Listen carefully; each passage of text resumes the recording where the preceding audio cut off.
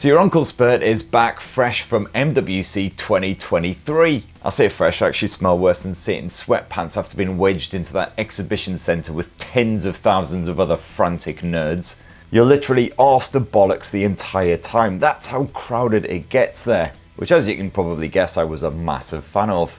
But loads of cool stuff launched over there, including global versions of those Xiaomi flagship phones and Honor's latest Magic 5 Pro.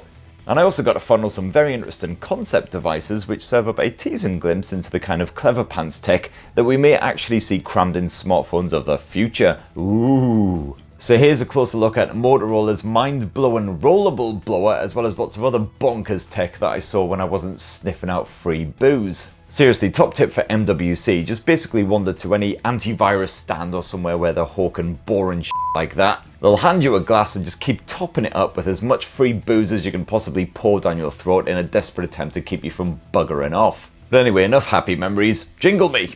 Techspert Weekly! Now, one of the big surprises of MWC 2023 came on day one, when Motorola showed off what it's simply calling the Moto Rollable. Although it did also have RIZR written on the back, harkening back to those funky slider phones from like a million years ago. Ah, those glory days when I actually had more hair on my head than I do on my arse. Anyway, the Moto Rollable offers a kind of a unique twist on a folding smartphone. You once again have a flexible P-OLED display, but this time instead of bending in half or anything, it actually curls right the way around the bottom edge of the device, popping out on the back end. In its resting form, this blower is beautifully compact, but a double tap of the power button activates a motor which pushes the screen upwards, thus exposing the rest of the display and increasing the size. That's right, this thing expands in your hand, growing bigger when needed. And let's face it, we could all do with a couple of extra inches sometimes. Your desktops and apps scale to take advantage of the extra space, and the Moto Rollable can automatically boost the screen size when you're watching a YouTube video or you want to type out a message. Overall, it's some pretty clever bollocks stuff, although that motor isn't exactly super fast, so if you're the impatient type, you might get a little bit hacked off for the constant resizing. When you're snapping a portrait shot with the rear camera, your subject can check themselves out and pull a pose before you hit that shutter button. Or you can flash up a cartoon face so kids actually look at the bloody phone instead of gawping at the floor or whatever. And that display can also shift down a wee bit to expose a hidden selfie camera, which means that this bendy screen offers a proper full view experience, no notch or camera sphincter to speak of. The major concern here, of course, is durability, because when that screen slides up, it's actually sticking way out above the body of the phone. And while it's apparently reinforced with metal for a bit of extra protection, you're most likely just one drunken fumble away from absolute disaster. So here's hoping Motorola can come up with a solution for the possible fragility if it ever launches a proper consumer version of the Rollable. And that wasn't the only concept phone that was waggled about at MWC 2023 either, because OnePlus also raised quite a few eyebrows with this literally flashy blower here, the OnePlus 11 concept. The big whoop here isn't just that it lights up like a Christmas tree and looks all pretty. What you're seeing is a liquid coolant setup with the rather posh title of Active Cryoflux. These sealed micro-liquid pipelines right here that you're witnessing with your very eyeballs actually stretch across the entire arse end of this smartphone, gushing liquid around those precious innards and keeping heat levels in check. Or at least they would if there was any actual coolant fluid stuffed in there. The Active Cryoflux shenanigans here is just for sure. Just think, that's probably what your guts look like after you knock back a couple of bottles of VK Blue. Anyway, just like the Moto Rollable, don't expect to see this smartphone on UK shelves anytime soon. It's not actually going on sale, it's still just a proof of concept, but hopefully that coolant tech will actually be implemented in a fully working style in a future smartphone like the OnePlus 12. Otherwise, like my life in general, this was just a pointless endeavour. And also at MWC 2023, OnePlus announced it would be launching its first foldable phone in the second half of the year.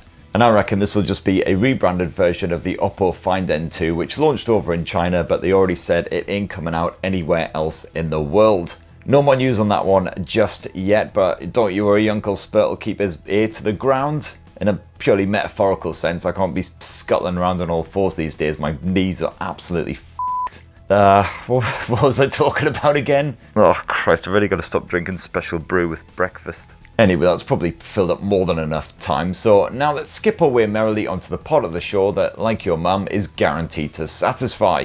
as long as all you want out of life is me reading the incoherent rambles of complete nutcases who are actually mental enough to watch this show. It's viewer comments. Viewer comments. So let's start this week with Others Sing Pure, you're right, who says, I hope you didn't forget sunscreen or a hat. Camera bags won't do many favours for you. Yes, I remember to take both sunscreen and a hat to Barcelona, and guess what? It f***ing rained the entire pissing time. Although they were actually predicting snow while I was out there, which would have been an absolute kick in the cock. I mean, come on, the only reason I do this trip every year, apart from the copious free booze, is the fact that I actually get to feel some sunlight on my face for the first time in about 5 months. And I guess all the phones and as well. That's right, it's my job. Achilles3140 says, that'd be a great video idea. Uncle Spurt sack, what tech I carry. You want some more hot sack action, do you? Understandable. I mean, to be honest, it's not very thrilling at all. Like, basically all tech journalists, I'm generally carrying at least 3 smartphones on me at any given time, plus a laptop and a camera. And that's pretty much it. I mean, occasionally I'll take my Kindle with me as well, and the optimistic and misguided theory that I might actually read a book one of these days, instead of just streaming a bit of Crunchyroll or endlessly doom scrolling on social medias. If anyone's got any book recommendations, by the way, that'd be great to hear down below. I've started the Expanse books, read a couple of them, but I just fancy something a bit different before I slog on with the next 5 or 6 of those. Teppo says, one thing missing from Uncle Spurt's sack of despair is Mr. Krusty Wanksock for those lonely happy times in the hotel room. I've got to admit, I'm a bit too scared to take him on these trips in case, the customs guys do a bit of a bag search. That one might be slightly hard to explain away. Dastan says, what about the Realme GT3? Yes, of course. I completely forgot to mention the GT3 last week, and then again this week. But here it is here, the Realme GT3 in all of its batshit mental glory. 240 watt fast charging, this bloody thing. I mean, look at the adapter. It's the size of my frickin' laptop. I reckon you could actually beat Thanos to death with this thing. But anyway, flashy bollocks battery aside, you've got some pretty premium specs stacked in this thing. It's mostly flagship quality, just a couple of compromises, like it uses the Snapdragon 8 Plus Gen 1 from last year rather than the fresher 8 Gen 2. But it'll do absolutely anything you bloody well want, and it only costs $649, which is significantly cheaper than most other flagships out there, so worth a gander. But anyway, I've already done a full video on the Little Bleeder, which went live yesterday, so definitely go check that out. So on the subject of Nokia launching a new version of an old phone, which they usually bloody do, but they didn't actually bother this time at MWC 2023, which just goes to show that my pre-show predictions were an absolute sack of arse as usual. Mystic f***ing Meg, I am apparently not. But anyway, Jesus says that he wants a Nokia Lumia with Pixel or Windows Phone inspired UI. And I've got to say, I'm right there with you, buddy. I would love to see Lumia resurrected for 2023, as long as they kept the same neon colours, the radioactive design that would just blind you. And yeah, a good bit of the Windows tile desktops and everything. That would be fantastic. Yeah, it'd be very interesting to see if anyone would show any love to those whatsoever. Ben Knight says, regarding console phones, I think that Sony came the closest to getting it right with the Xperia Play. Yeah, that was an interesting device. I'd also count the Vita, but as much as I like that console, warts and all, I doubt I could pull off using it as a phone. I mean, good luck cramming that one into your pants. I still vividly remember when Sony first launched the Xperia Play. I think I just started at Recombu, so it must have been more like 2014 sort of time. And I was as giddy as a schoolboy who just discovered wanking. Because they basically promised it would be able to play any PlayStation 1 game out there. Or if they didn't promise, they very heavily hinted that it would. And then what was the reality? Well, it could play any game on Google Play and about 5 PS1 games, I think it was. And yeah, I quite like the sliding design and everything, and those teeny wee buttons weren't exactly the best way to play Crash Bandicoot, which is bloody difficult enough with a proper full-size controller. But anyway, yeah, these things always live or die by the software support, and sadly it just did not have it at all. But yeah, the Vita as well, man, that was a classic. I was absolutely gutted actually, because I came across my Vita not so long ago, stuffed away in the bottom of a box in the kitchen, and got it out. I was like, oh, bloody brilliant, I'll be able to play some old classics, bit of siphon filter and all that. Went to switch it on and absolutely all, turned it around and saw that the battery had warped so badly the back was bulging. Absolutely bloody gutted, mate. But then I guess you can run an emulator on your smartphone these days and play PSP games and PS1 games and everything. Just hook up a Bluetooth controller, away you go. Anyway, bugger, rapidly running out of time. This week is well tight after the Barcelona shenanigans and everything, so just a couple more comments, then I'll bugger off out of it. A Frisky Pigeon says, do you reckon there's any hope in hell that Oppo will pull their finger out of their arse and release the Find N2 globally?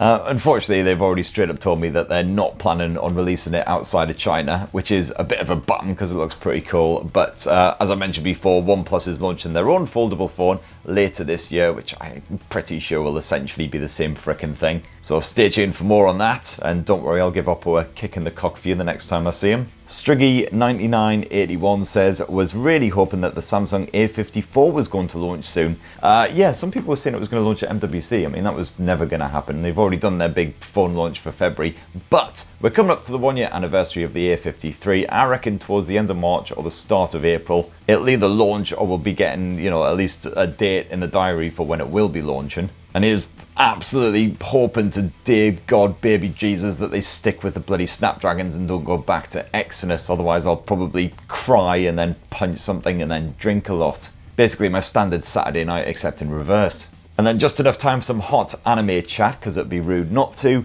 Hello Community says, I kind of agree about Attack on Titan. And Shah says, you thought the first season of Attack on Titan was bleak. Okay, I don't think you're ready for what comes afterwards because it's pure brutal.